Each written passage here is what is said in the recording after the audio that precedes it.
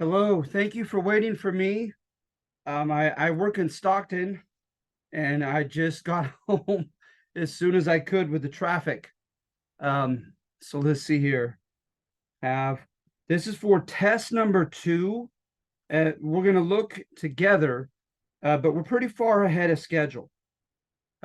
Usually, doing two per week keeps me generally ahead and on top of it, but we're really ahead of schedule this time. Let's see here. So sometimes I need to do just one assignment rather than two as a reminder. Thank you for coming. The few of you who are here, I appreciate you. Let's share the page with the online syllabus. All right. Take a look together. Today is the 20th.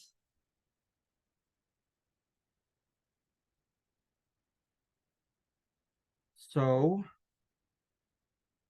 let's see here.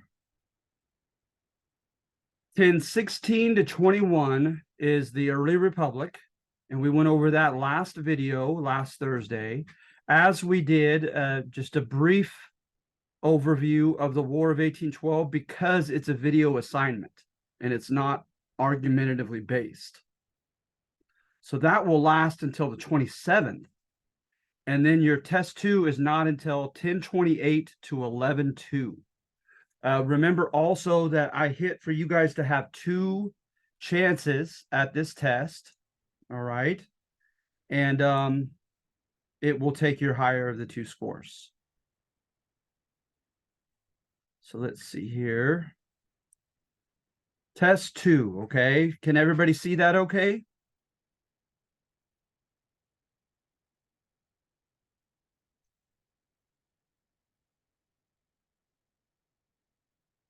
Thank you, Kyle. Okay. So, which of the following was not mentioned as commonly cited by historians as relevant context to the War for Independence? You could get that right out of the introduction. All right. It does talk about a population boom. It does talk about political ambiguity about their rights as British citizens.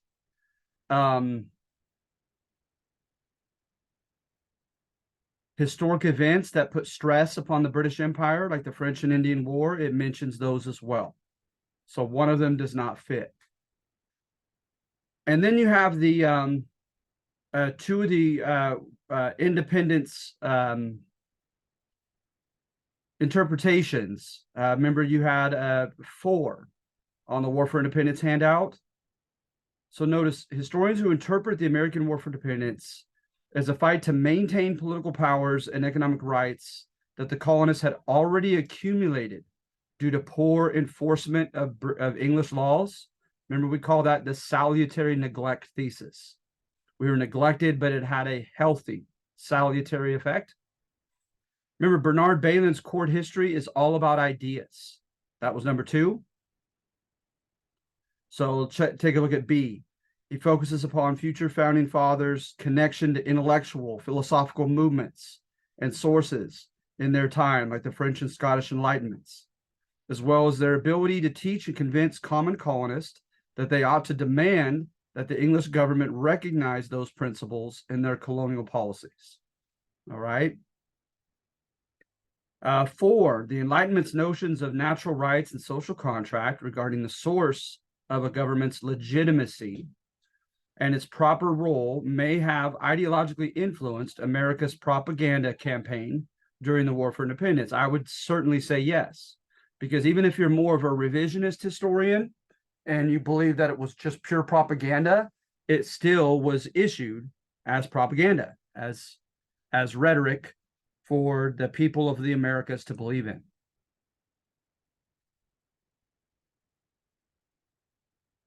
The Great Awakenings, that's a religious awakening. A lack of deference and obedience toward authoritative figures who had swayed from God's purpose and had misruled is sometimes credited to the spirit of 76. That is true. All right. As is number 6. Scottish English libertarians. They wanted to keep those in power accountable regarding abuse of such power and respect for and constitutional protection of the rights of their citizens. Absolutely. Joseph Ellis's book on George Washington is, remember, that is number 3 in the War for Independence handout. I may just leave it at that. I don't want to give every single one. Okay. But look at number 3 and you should be able to get that one. And the same thing with number 8. Number 8 applies to number 4, the final section in the War for Independence handout. It's a very cynical thesis that Howard Zinn has about the founding fathers.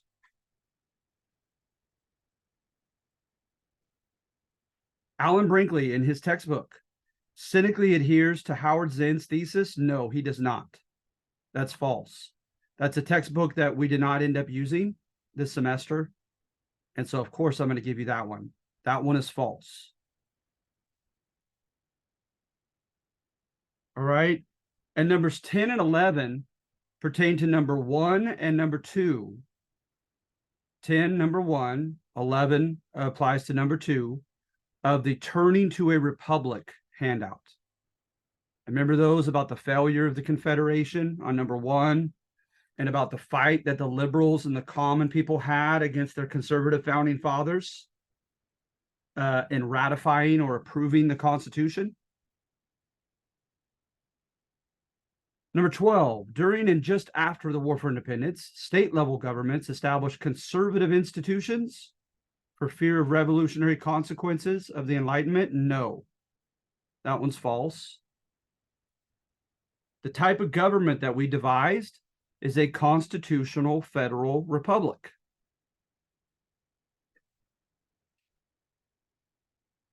The founding fathers, as Adam Smith had called for in his Wealth and Poverty of Nations book, created a laissez-faire government, let it be, let the government completely be, with no government intervention. All you have to do is look at early republic number 1 and look how extensively Alexander Hamilton intervened in the economy to know that that one's false. All right. The Federalist Papers are in number 2 of Turning to a Republic, and they were defined as a philosophical, logical, historical defense of the need for a republic more centralized and less democratic than the Confederacy.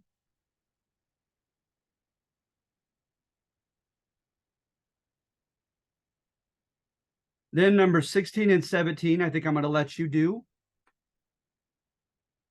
What does not fit in there as an enlightened component to the Constitution?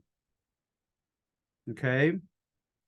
Remember, anything enlightened calls for accountability, limiting power of the rulers, prevention of tyranny, checks and balances. Okay.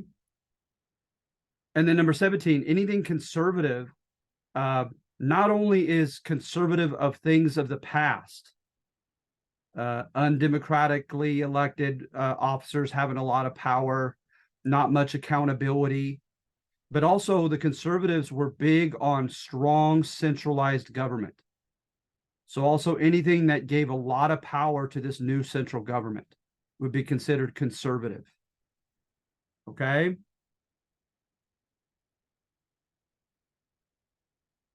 Number 18, Governor Morris, John Adams, Alexander Hamilton, and other conservatives believe that while all American citizens ought to be equally entitled to the same basic rights, protections, and privileges, etc., not all would be equally capable as elected politicians. And that's the one you want to choose. The first one.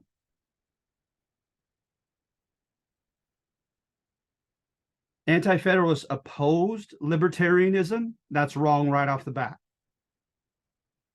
Vocalized fear of the tyranny of the majority. No, the conservatives were afraid of tyranny from the majority. And they did not fight for originally acceptance of the Constitution. So that's wrong on all levels.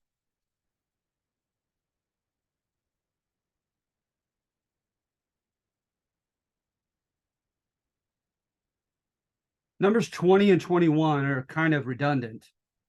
Did Alexander Hamilton, according to number 1 in the early Republic handout, is he, according to number 1, almost single-handedly responsible for eliciting the formation of an oppositional liberal party and hence a two-party system?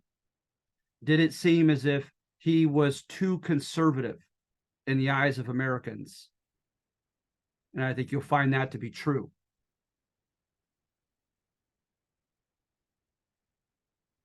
Number 22 is, I lectured on this.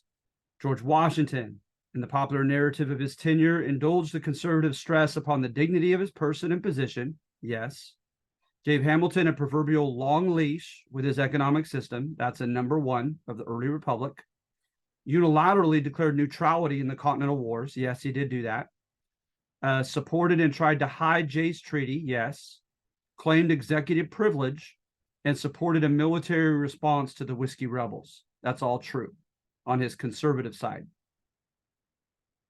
23, George Washington arguably pacified fears of liberals in relinquishing his sword at the end of the war and running for office for just 2 terms, making goodwill tours, and placing some liberals in his cabinet and tolerating a hostile press. That is all true as well. He tried to do a balancing act and tried to convey himself as like the father figure who was above partisanship, above parties. You know, he was neither Federalist nor anti-Federalist. Historian David McCullough. That is number 2 of the early Republic handout. All right. And I think I'm going to let you do that one. Okay, so on number 2, remember, he has a positive bent on this president who was the first to lose re-election. He depicts it actually, ironically, in a positive light, saying that there was a virtue to him that was his political undoing. So take a look at that.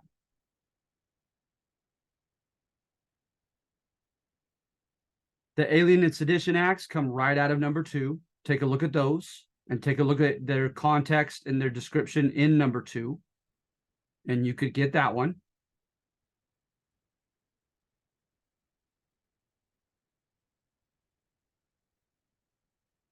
'26 is number 3 in the early Republic handout. Remember the mommy and daddy thesis of Andrew Jack or Thomas Jefferson? His mom was an aristocrat and put on airs and had an unrealistic sense of entitlement, wanted to live in the world before the Enlightenment, and his dad was a commoner, and he clearly sided with his dad. All right.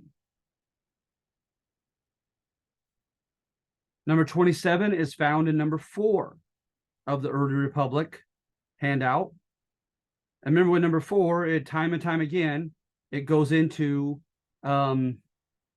cases in which Jefferson violated his own rhetoric, what he claimed to have believed. See, when he was in his 30s, he wrote correspondence to a French friend, and the French friend asked his take on government, culture, slavery, all kinds of institutions, practices of his day.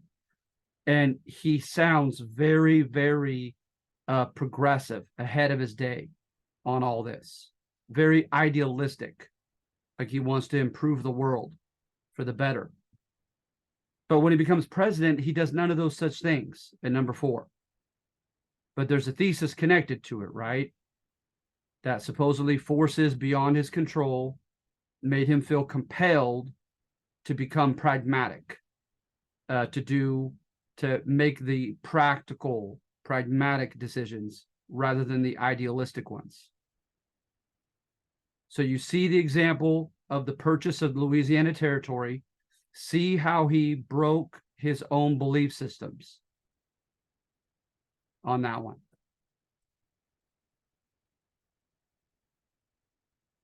Number 28, according to the textbook that we didn't use, President Thomas Jefferson was surprisingly bipartisan in his appointments wanting to surround himself with divergent views in line with the principles of intellectual freedom, discourse, and synergy. That is what he claimed to believe in. But it's another irony of his presidency. He did not do it. He surrounded himself with yes men Democrats.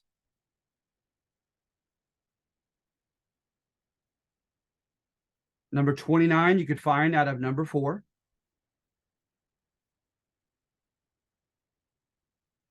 Number 30, you could find out of number 4 in the early Republic handout.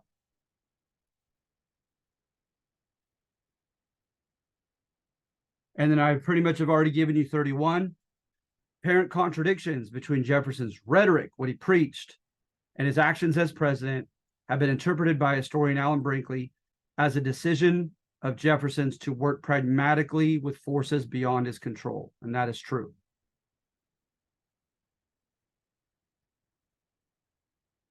All right, the War of 1812 was declared against the French.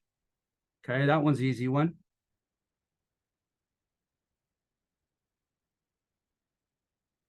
So these come from the video assignment. During the War of 1812, Canadian civilians and forces, did they enthusiastically embrace the American liberation? That's easy from the video.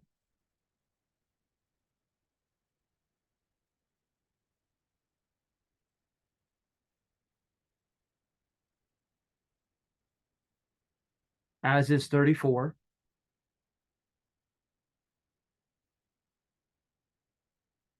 According to the War of 1812 video documentary, the fight against Native Americans in the South was less intense on account of the deal the U.S. government made with the Creek tribe.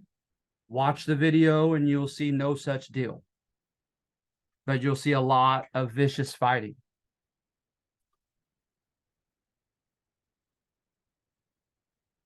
And then numbers 36 and 37 apply to numbers 5 and 6 in the early Republic handout pertaining to slavery.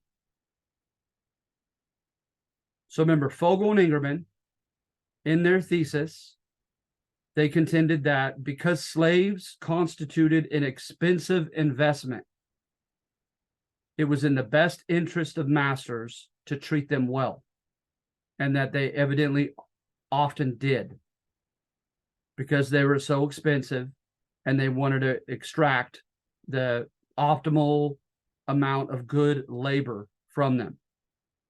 Well, clearly on number 5, I go against their book and show how there's plenty of evidence of mistreatment and of discontent amongst the slaves. So take a look at that. One of those doesn't fit.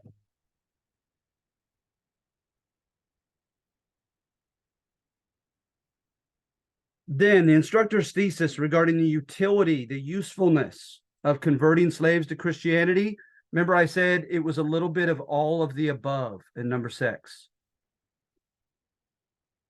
That it was a Vicodin pill used to ease their pain. For some, it was. That it was a stimulant to identity formation, self-esteem, and even rebellion. Yes, that also happened. That it actually empowered some to love their masters, evidently. So that one's all the above. Then going back to your Constitution assignment, the framers of the Constitution endorsed slavery via or by way of the contract clause. Whoever's under contract before the new republic is under contract now. The fugitive slave clause, which you'll find also. And by sharing power with the states, according to the 10th Amendment, perhaps leaving the abolition of slavery to the states, since nothing is in Article 1, Section 8 for Congress.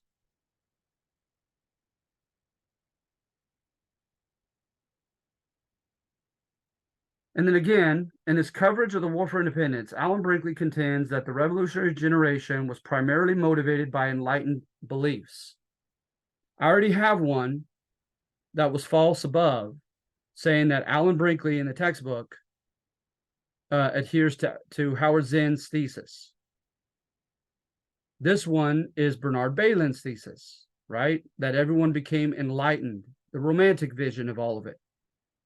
He adhered to neither of them. You should find his name, Alan Brinkley, on number 1 of the War for Independence handout. He adhered to the salutary neglect thesis. So hence, both of them are wrong.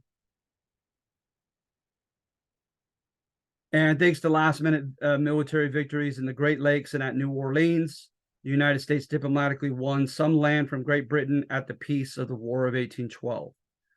You watch the video, and they make it clear by the end of the video that it was antebellum status quo. Everything was to be the same territory-wise as before the war. So technically, no one gained territory, with the exception of the United States gaining territory from their Native American allies, but not from Britain. So that would make that one false.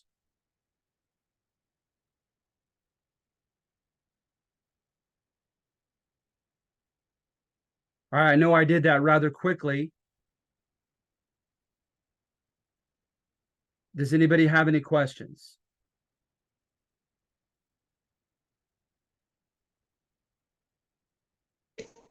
I have one.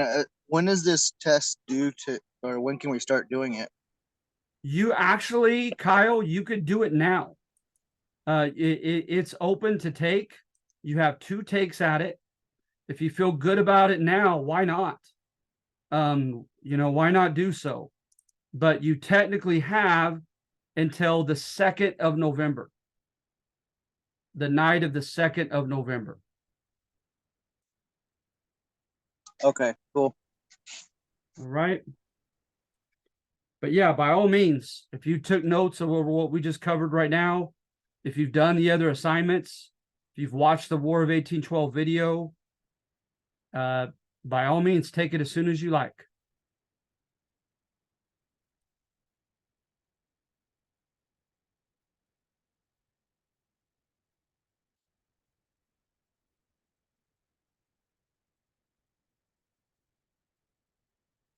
All right, anyone else? All right, you guys could ace this. All right. So, thank you, Kyle.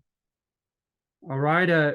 I'm sorry to keep you waiting so long in the week, so late in the day, and then be in such a hurry through it. I'm not trying to hurry to get to anything. Actually, I'm at the end of my work day, but I kind of have covered it all. I get excited, and especially with the test, I just dive right into it, and so I technically am finished. So I had another question regarding our Zoom meetings. So the way I read your announcements, we're meeting now for the rest of the semester on Wednesday at 4. That is correct. Yes, Wednesday at 4. And for those of you who, Thursday to Wednesday was a tough break, I really apologize. I really do. It's just a change in my son's schedule, and I feel compelled to change on account of it. All righty. All right. Thank you, and sorry. But yeah, I have your names here. I will add 5 points to your scores, and of course that's after you get your 10-point curve to make this out of 50. So you guys will get a 15-point curve being here today. Thank you, Professor. Yes. Just thank you. No problem. Thank you. Calvin, thank you. All right. So you guys have a great week. Chances are when we get to next week, I may just cover one. We're getting pretty far ahead. But I hope you guys do well. Go kick that test butt, okay?